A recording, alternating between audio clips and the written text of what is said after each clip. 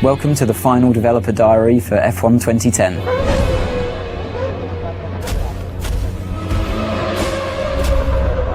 At the beginning of the game, you don't start off as a test driver, you start off as a driver that's managed to secure a seat in a team at the beginning of the year.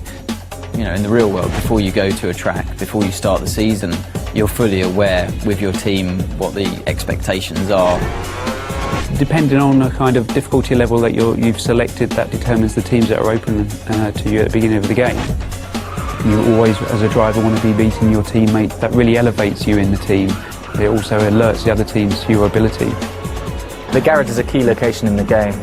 You've got your animated crew working on your car, your race engineer feeding you intel.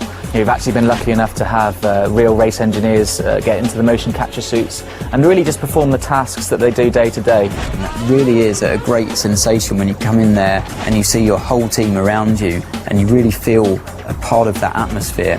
When you talk to teams and you talk to drivers, you don't actually do the level of car setup work you would normally see in a racing game. You're not going there with the wrong gear ratios, with the wrong aero for that circuit. It's up to the driver to just finally tweak the car to your style, not to make drastic changes. The expectations from the driver playing the game are the same as what they would be in real life, given your machinery. You know, at the end of the day, the teammate that you have is the only direct competition that you'll have through the whole season. There's a strange balance of having to work together, but also a desperate competition.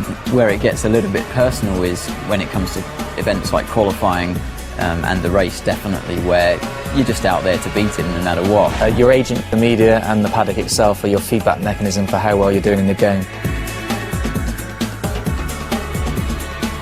The paddock themselves vary location to location. We've got a night paddock in Singapore, Melbourne's built in a park, and you're going to see the key buildings. So the paddock's going to get busier, more press there, more pit girls hanging around, more rival drivers interested in you, the better you do on the track. We've got two different types of media in the game. You've got the impromptu media and you've got the press conference. When you speak to the characters in the press conference, it's usually about your race weekend performances. They're not so sensationalist.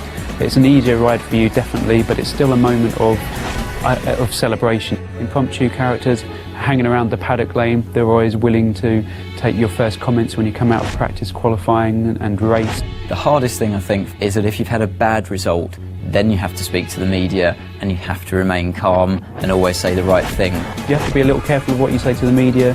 Sometimes you'll say things in the heat of the moment. You're the only one that you can blame at the end of the day if you slip and open your mouth and say something you shouldn't have.